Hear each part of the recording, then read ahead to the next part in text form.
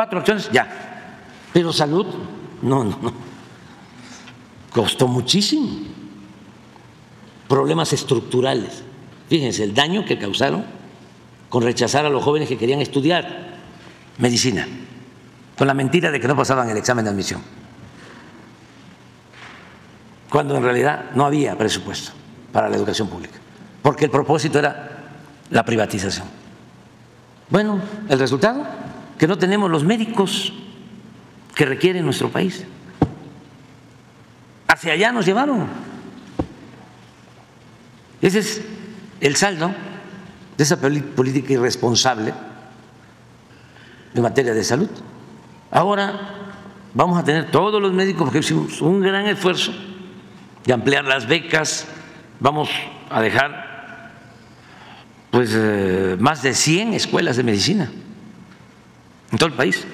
Tenemos que agradecer al gobierno de Cuba, al pueblo hermano de Cuba, que nos han ayudado con especialistas. Tenemos 900 especialistas de Cuba que están trabajando en la Sierra de Nayarit, que están trabajando en Zacatecas, en Fresnillo, que están trabajando en los lugares más apartados. 900. Porque no es fácil, no se tienen muchos especialistas. Y que vaya un especialista a un hospital rural y tienen razón, porque pues ya tienen a sus hijos que tienen que ir a la escuela, pero sí hay quienes aceptan ir. Ahora sería muy Carlos, los médicos generales que quieran tener especialidad, se les va a dar un punto adicional si fueron a trabajar a zonas rurales apartadas. ¿Lo puedes explicar? Y otros estímulos. Sí. Sí, muchas gracias, presidente. Como se ha mencionado, pues se han buscado diferentes estímulos, incentivos para algunos médicos. En el caso de especialistas, de las especialidades troncales, de pediatría, ginecología, cirugía, medicina interna, para áreas de urgencias, urgenciólogos también, en 282 hospitales rurales, la convocatoria que lanzamos incluía un bono de 10,000 pesos en promedio, porque son 2 zonas, ¿no? Pero es como de 10,000 pesos, con lo que estos médicos, además de que entran directamente con una base, con una plaza de base, tienen este incentivo. Pero son incentivos específicamente para estos 282 hospitales rurales, hospitales básicos comunitarios, integrales. Se hicieron muchas tipologías durante muchos años en las secretarías de salud de los estados, pero también para algunos hospitales generales que tienen esa denominación, pero que están en municipios de alta o de muy alta marginación. Entonces, esos son los bonos para médicos especialistas que van a estos hospitales. La definición era de fondo, como dice el presidente, era estructural. Estos hospitales que se crearon muchísimos durante varios años en esta idea que solo el hospital debe de importar en un sistema de salud, abandonando el primer nivel de atención donde se pueden resolver el 80% de los padecimientos o detener la evolución de las enfermedades. Muchas veces no tenían el quirófano, pero no tenían el cirujano, o tenían el quirófano, pero no tenían el anestesiólogo. Entonces, eso es lo que se está procurando, que los hospitales tengan productividad, sobre todo quirúrgica, y atención en las consultas, en pediatría, por ejemplo. Y el otro estímulo que acabamos que trabajamos con el doctor Alcocer y con toda el área de CIFRUS, que es el comité que está todo el tiempo evaluando y diseñando el examen nacional de residencias médicas. Es uno de los exámenes más famosos por sus dificultades, que también se ha demostrado que el puntaje estaba más determinado por cuántas becas daba las instituciones, por cuánto presupuesto tenían, no por cuánta necesidad o porque fueran o tuvieran malas calificaciones. Se ha duplicado, más que duplicado, el número de becas para residentes de especialidad. Pero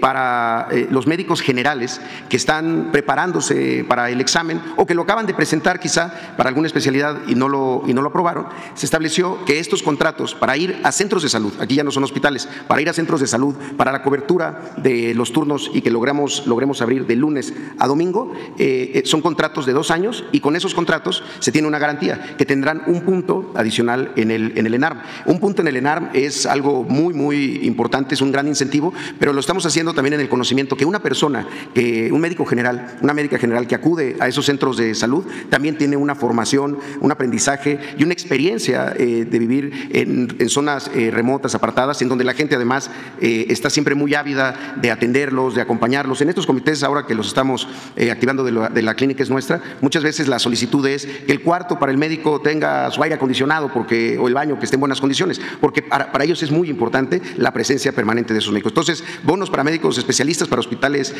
comunitarios básicos e integrales y el punto en el ENAR para los contratos de médicos generales para centros de salud. Gracias. Lo que pasa es de que se va a llevar tiempo, porque es un proceso. Se requieren varios pasos. ¿Lo explicas? Sí. Así. Sí, muchas gracias, presidente. Efectivamente, como saben, hay 9 estados que aún no se han federalizado: Aguascalientes, Guanajuato, Querétaro, Chihuahua, también está Durango, Coahuila, Jalisco y Nuevo León. En este caso, en los 4 estados donde ya había presencia del programa, pues por ejemplo las acciones de la clínica es nuestra se están llevando a cabo y también la cobertura hasta el fin de semana, de lunes a domingo en los centros de salud. Pero esto está acompañado de subsidios para inversión en obras, subsidios para adquisición de equipamiento, la conciliación que se hace para la basificación de todos los trabajadores que están en hospitales o centros de salud, que están asignados a la atención médica y que tenían contratos precarios, es decir, contratos muy bajos o sin prestaciones de ley y que muchas veces llevaban años. Entonces, todos esos procesos se van haciendo, además del diagnóstico, que además en todos los estados ya lo hemos llevado a cabo, en Aguascalientes, en Durango, en Coahuila. Ahora el tema había surgido también porque había un grupo de trabajadores que se habían contratado durante la pandemia para atender la pandemia, pero también para atender otros temas, tanto en hospitales como en centros de salud. Eran contratos de una nómina que se había generado en todos los estados del país a partir de INSABI. Esta nómina la ha estado pagando el IMSS Bienestar a pesar de que no hay federalización en estos 9 estados. Entonces, un poco el diálogo que se mantuvo tanto con el gobernador Manolo Jiménez y también desde diciembre, enero, febrero, en marzo volvimos a hablar con el gobernador Esteban Villegas, estaba en función de que no afectáramos al trabajador por la decisión que estaba tomando o estaba pensando un gobierno estatal. Ahora, en el caso de Coahuila y de Durango, y seguramente será igual con el resto de los estados, el planteamiento es que durante los próximos 3 meses a los trabajadores de Coahuila que todavía no han sido reasignados por parte de IMSS Bienestar a alguna unidad rural o incluso en otro estado, y en Durango igual, tengamos la cobertura los próximos 3 meses, es decir, julio, agosto y septiembre, y en esa etapa darnos el tiempo para hacer el plan para incorporarlos a IMSS Bienestar. Es importante porque esto tiene muchos beneficios para un gobierno estatal, en las secretarías de salud. Simplemente una nómina de personas que no estaban basificadas, que tenían contratos eventuales, precarios, etcétera, como la del Estado de México, por poner algún ejemplo, es de cerca de 9,000 trabajadores y cuesta cerca de 4,000 millones de pesos al año. Hay estados, no todos seguramente, pero hay estados que no pueden asumir esa carga que está asumiendo el gobierno federal. Lo mismo con los hospitales abandonados que están en estas entidades no federalizadas. El IMSS Bienestar no es el Seguro Popular que reparte dinero a las secretarías de salud. El IMSS Bienestar invierte en los hospitales que opera el IMSS Bienestar, basifica a los trabajadores con plazas ya del IMSS Bienestar, no de las secretarías de salud, mejora los términos del abasto y demás con la federalización, además de muchos otros procesos que tienen que ver con la transferencia de los inmuebles, la adquisición de equipo, el mantenimiento de los equipos, la contratación de los servicios generales, que también muchos de ellos estaban privatizados y se está buscando cada vez más que sean realizados por las propias instituciones. En casos, por ejemplo, de higiene y limpieza, la limpieza de los hospitales, en el IMSS, en el ISSSTE se hace de manera institucional, porque la limpieza de un hospital no es nada más en las áreas públicas, también es en los quirófanos, en los laboratorios, en donde se preparan los alimentos, en fin. Entonces, es un proceso largo, ha habido una conversación, pero no queremos afectar a los trabajadores. Por eso planteamos a estos 2 gobiernos estatales de Durango y Coahuila, darnos estos 3 meses para poder tener esa definición y pues ya en definitiva en septiembre saber su incorporación a IMSS Bienestar. Además, perdón, presidente, una cosa adicional. En el caso en particular de Coahuila, las personas sin seguridad social es cerca del 17 y 18% de la población total del estado. Coahuila es uno de los estados con más formalidad en el empleo, por diferentes razones históricas, la minería, las plantas automotrices, en fin. Entonces, es un porcentaje bastante menor de la población que sería transferida a IMSS Bienestar. En el caso de Durango es distinto. Durango sí tiene zonas, cerca del 40% de la población, que carece de seguridad social. Claro. Presidente, por último. Cuando empezamos, y es interesante, ¿no? Cuando empezamos a federalizar,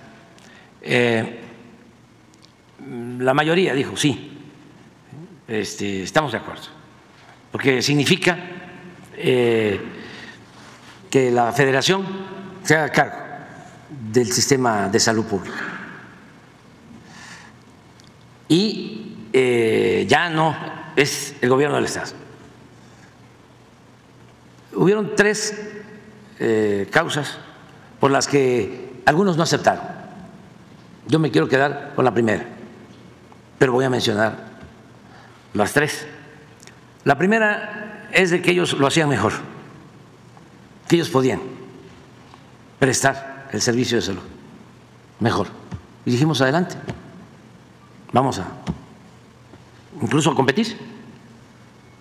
Esto es voluntario.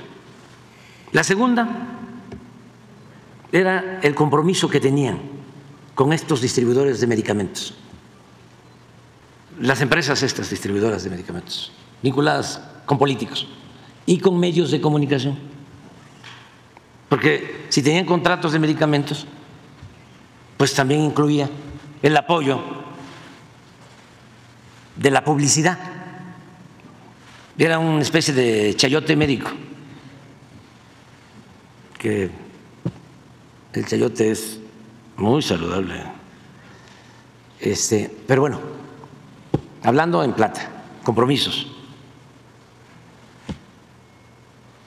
Y la tercera, aunque parezca increíble, es una cuestión ideológica que les molesta a algunos, y los entiendo y los respeto. Les molesta la gratuidad, aunque parezca increíble. ¿Cómo va a ser gratuita la atención médica y las cuotas de recuperación?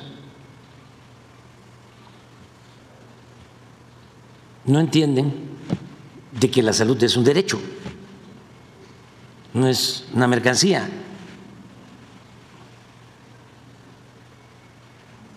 Nos costó trabajo incluso con los que aceptaron, pero me da mucho gusto que, por ejemplo, había resistencias en los institutos nacionales de salud, y ya quienes van al Instituto de Cardiología, gente humilde, recibe tratamiento de primera porque son médicos de lo mejor del país y del mundo, y cateterismos gratuito. Pero eso no les gusta a muchos. Para ellos eso es populismo, paternalismo. Enséñales a pescar, no les des pescado. Sí, nada más que no hay agua ni hay pescado. Claro, ¿no? Que lo ideal es que mejoren los ingresos, que todos tengamos trabajo. Les repito, que sean buenos los salarios, ¿no? Y que con recursos se paguen satisfactorias como la educación, como la salud, ¿no? Otras necesidades, pero todavía, aunque hemos avanzado mucho, hay 36% de la población de nuestro país en la pobreza, que viven al día. Entonces, por esa razón, ahora es distinto y pues son de las cosas que me tienen muy contento. Estoy muy contento en estos últimos tiempos.